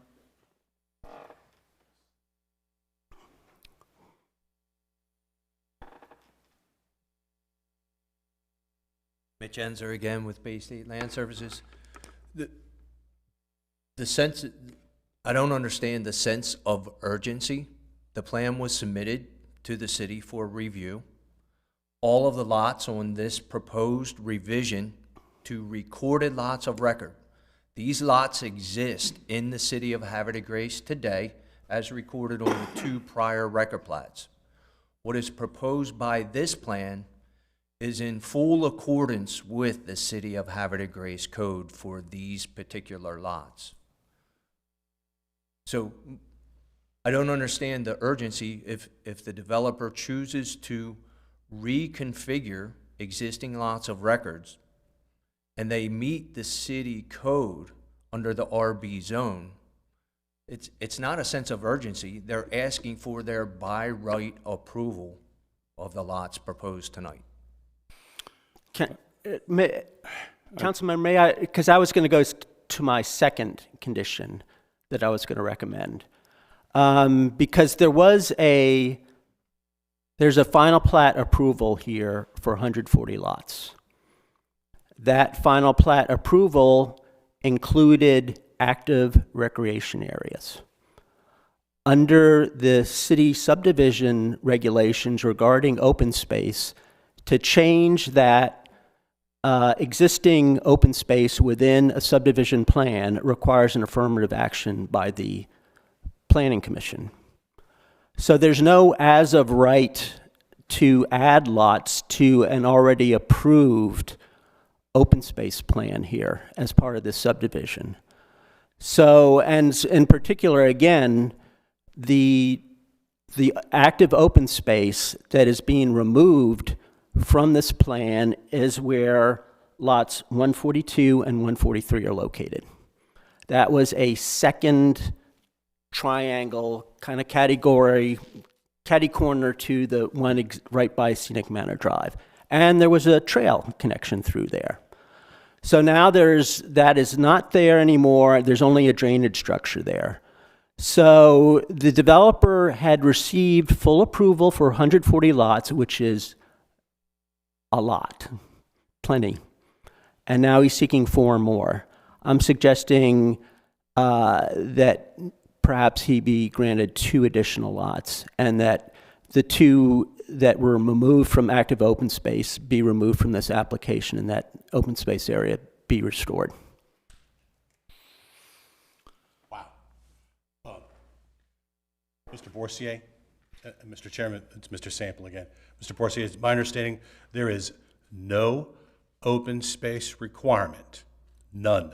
You put it in your plat, sir. Sir, Just don't hang have on, an hang on. argument. Let me finish my comment. Yeah, yeah. There is no open space requirement for single-family detached housing in the RB zone. No active open space requirement. The open space requirement that we are subject to is that of the single concept plan approval. We far exceed the open space requirements of the single concept plan approval. With all due respect, I would appreciate a vote on the plan that's presented for 4 additional lots, Mr. Chairman. Thank you. I will find you the section. Once the open space is put in the plat, it cannot be changed. And it's true, there's not a specific set aside within the subdivision regulations. But once open space is established, just like we did with Bully Rock a couple of months ago, once the developer comes back and seeks to change the open space provision in an approved subdivision, they have to come back to this commission. So it's totally within the discretion of this commission whether to approve the change to that open space. And I'm suggesting you not change that open space here and you eliminate lots 142 and 143. I don't want to get into the back and forth argument of this. I just want to make a clarification about Bully Rock. So upon preliminary subdivision approval of that specific situation for lots Q, P, QA, X, and W, this group, as a condition, approved of the preliminary subdivision plan. As a condition, they required tot lots or other amenities to serve future families of that community. So that was a specific condition in that previous preliminary subdivision plan. That wasn't a condition there was no such condition for this approval with concerning open space. Whether that condition is put in place now is a different story, but that the parallel isn't exact between the Bully Rock situation and what happened here. Let me just quote you the code section. Section 173-14-1 of the subdivision regulations, requirements governing open spaces in new subdivisions. And then section B says, any open space with the community design and approved under this section shall not be converted to another use or altered or disturbed in any way without review and approval by the Planning Commission. So there's active open space approved in the final subdivision plat. The developer's coming back to ask for 4 more lots, including 2 lots that occupy the previously approved active open space. I'm suggesting that should not be permitted. 2 additional lots is more than he had approved previously. The other 2 should remain active open space with the trail and the drainage situated so that it doesn't interfere with the use of that active open space. Okay, I would like to move that we approve this plan as requested by the developer and recommended by the staff report, as presented in the staff report. as presented in the staff report. I will second that. Do I hear a second to that motion? I'll second that.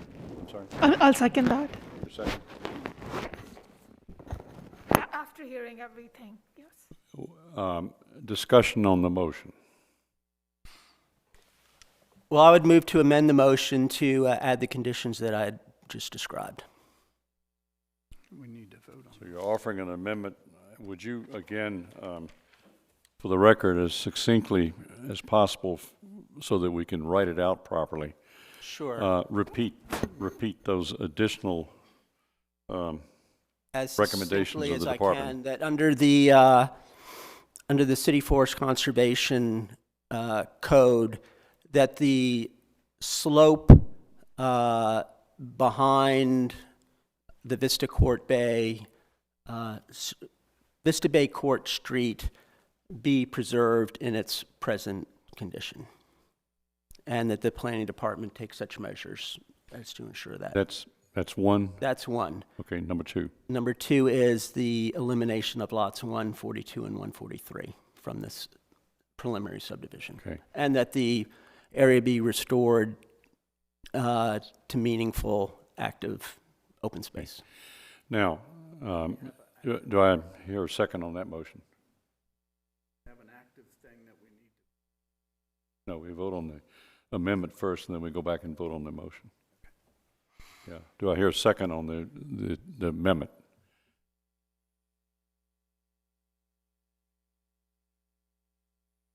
Okay, the amendment fails due to not being seconded.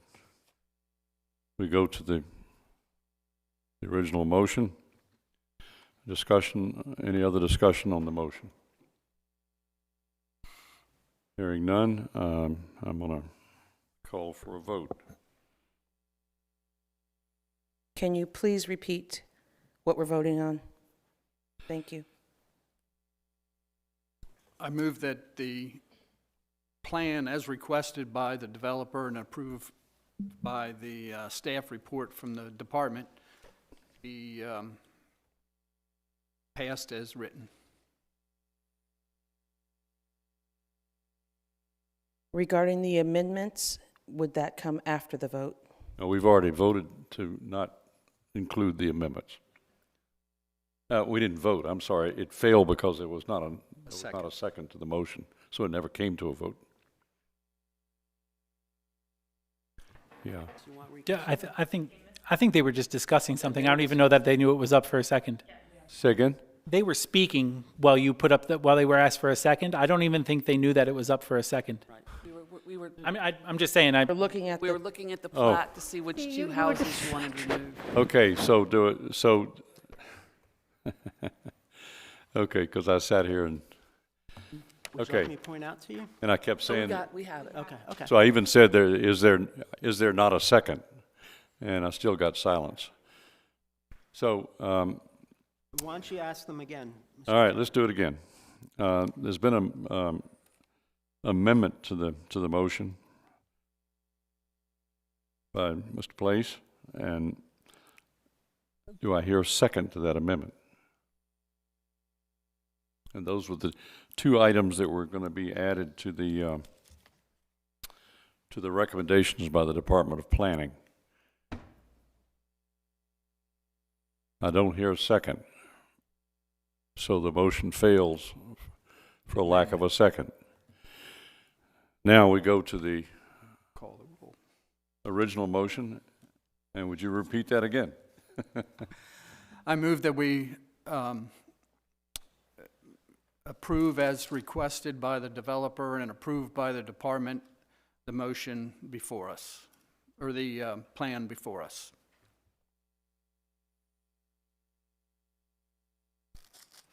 Okay. For a second. Do I have to second May that I again? suggest, just for the proper language for this thing, that you're moving for approval of that? What would you? Say it. I move for approval of the site plan subdivision modification Phase 2 of Zion Hill Estates. Okay. Do I hear a second to that motion? I can second it again. I can Okay, you second it. Yep. Seconded. Yep. All right. Let me just make a note of that on my thing.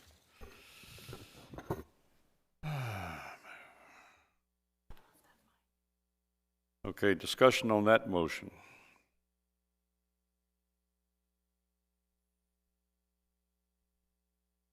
I'll be voting to disapprove the amended application, the subdivision application. Okay, so it's your intention to disapprove. Yes. Any other discussion on the motion? As will I. Vote no. Okay.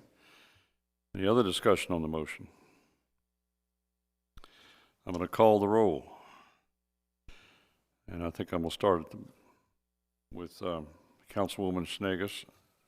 No. Mrs. Chan? No. Mr. Place? No.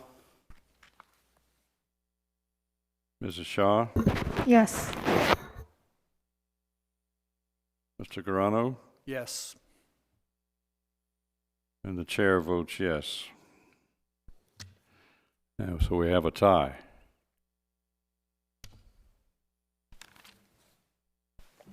And I forget how that goes. I've not ever had a tie. Motion fails. Fails.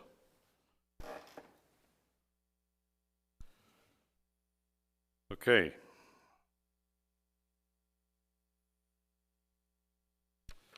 So now I'd like to entertain a new motion.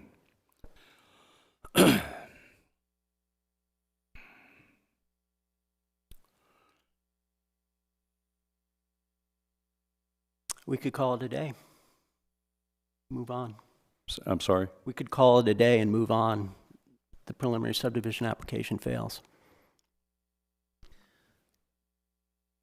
May I make a new motion?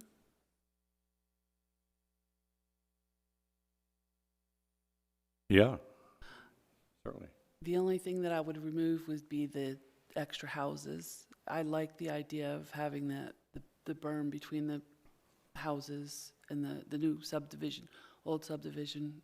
I do like that idea. So this is why I've been up and down on this particular thing. So if there was a motion that way, I think that would make me a little bit more So if there were 4 houses being proposed to be I'm added, okay with that. Hmm? I'm okay with that. you're okay with the 4 houses? I am to a point, if there was the exception that he, Mr. Place had recommended having that berm between Vista Bay and the new subdivision, having something addressed in that particular issue. That's my concern. I think you have to respect the homeowners that are out there right now. Now, the trick is going to be how to put that technically into a motion that's enforceable. All for the one amendment. You want to offer an amendment? Well, I think that's one what I'm wanting. Ms. Chen was suggesting. Yeah, it's just that one. So it's the one I asked for earlier, that the planning department revise any forest conservation or landscape approval to preserve that slope and its vegetation from further disturbance. I would second that emotion. Well, just, okay, put that into a motion then, please.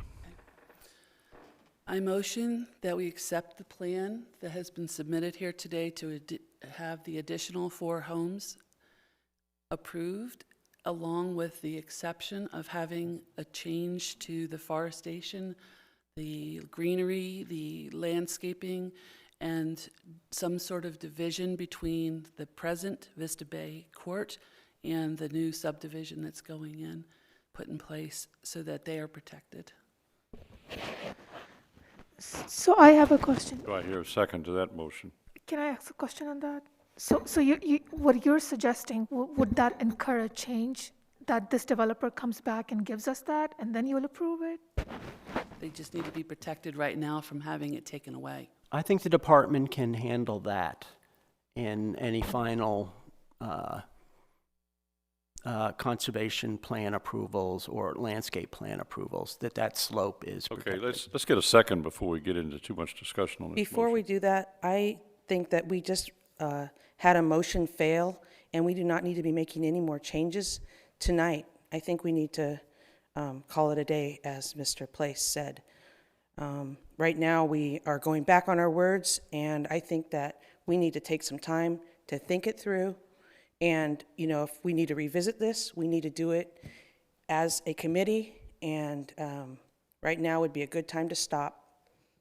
Okay, you would be recommending that the applicants, based on the discussions that we've had and the concerns that we have, that they present a modified plan back to the department to reflect those things and bring it back to us for a new approval. Is that what you're suggesting?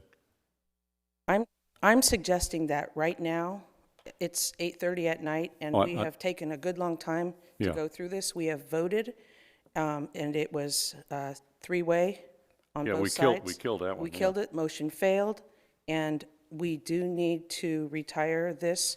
And if that's what it takes for the development company to revisit us, I think it would be beneficial That's what I was getting for us at. to take some time. I wanted them to have the Yeah. opportunity to resubmit. Well, Chip did mention that, you know, that he felt the department could handle that at the time of the landscape plan approval or review or whatever. So it would seem to me that that there's enough agreement here that we could revisit the motion with an amendment of the one item. I feel the same way. I mean, Vote I on feel that. that all the discussion has already been done, and if we went ahead and voted one more time, it might cost us 5 minutes. And That berm is a great idea, and Dave Sobzak wants to do it. So I think the 4 lots well, around me should be approved, and then work with. well, Sorry. that's. If you can bear with us, I think I'd like to go ahead and deal with this issue. If that's okay. Council member, if everybody else is okay with the total number of lots proposed, then I wouldn't necessarily stand in the way of that. I would like to protect the neighbors on Vista Bay Court. So, What about the Scenic Manor families that it also affects? It doesn't. well, in terms of the open space? Yes. Yeah, that's why I'm asking. If other people are still concerned about the lots, then Okay, let's put a new motion then. Let's be done with this. Let's don't have to have another meeting. Who wants to move? Okay, so I would move that, what's the name of the thing? That we approve with an amendment the site plan subdivision modification, Phase 2 of Zion Hill Estates, as requested and reviewed by the planning department, with an amendment that condition. A condition? a condition that the planning department see to it that the slope is not disturbed or not Altered. altered or cleared, And that a tree buffer remain. and that as much vegetation as can remain.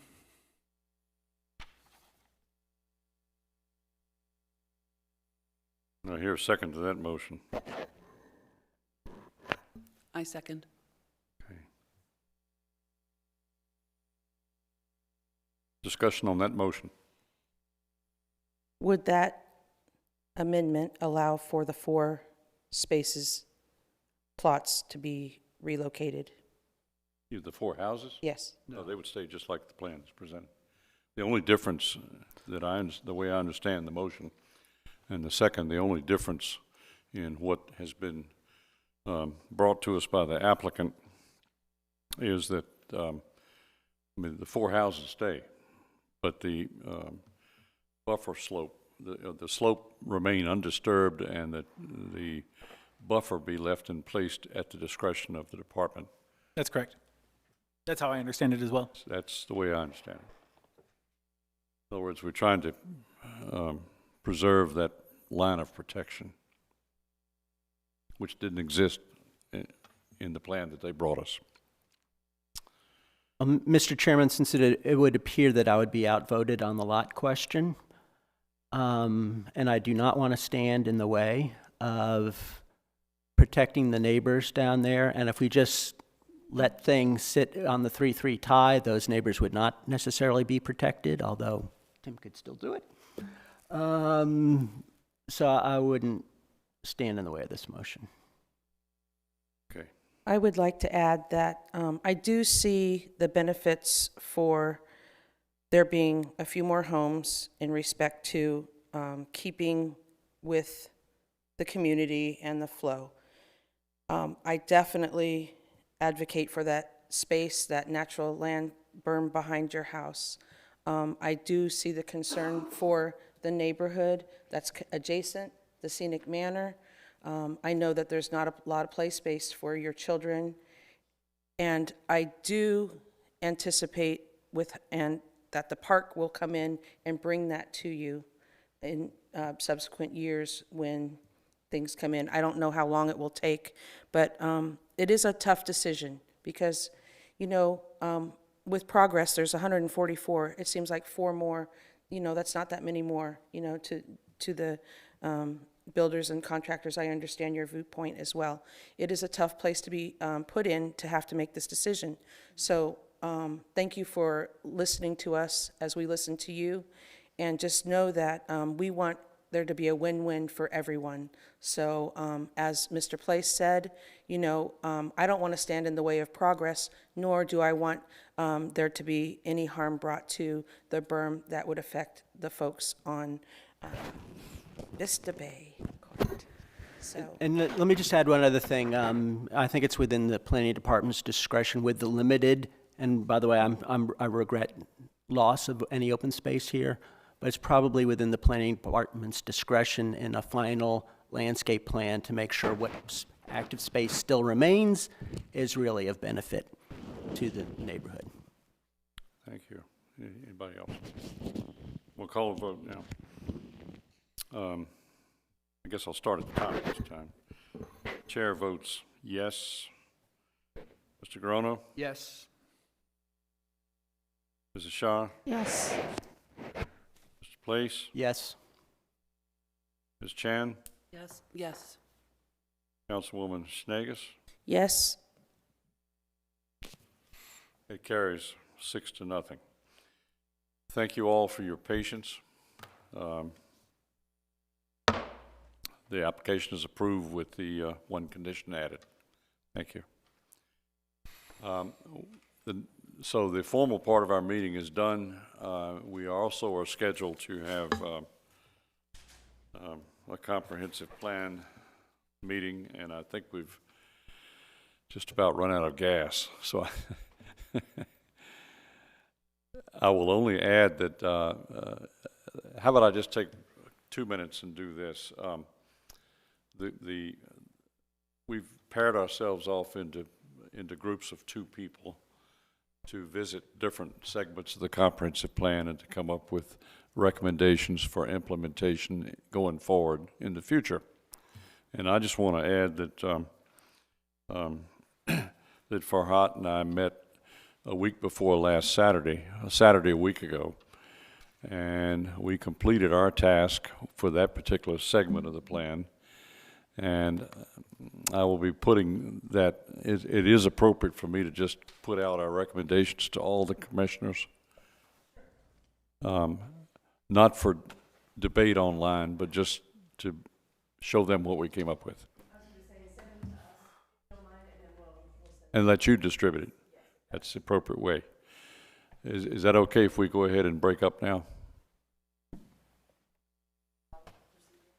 I have one recommendation that Ms. Chan joins me on this sustainable community. Okay. All right. Thank you. You note that? They're Ms. going to be the sustainable community since she lost her other partner. Thank you all for coming tonight. Thank you, ladies and gentlemen. Commissioners, do we have anything else for the good of the commission? I just want to say welcome to Commissioner Chan formally. Good night, everybody.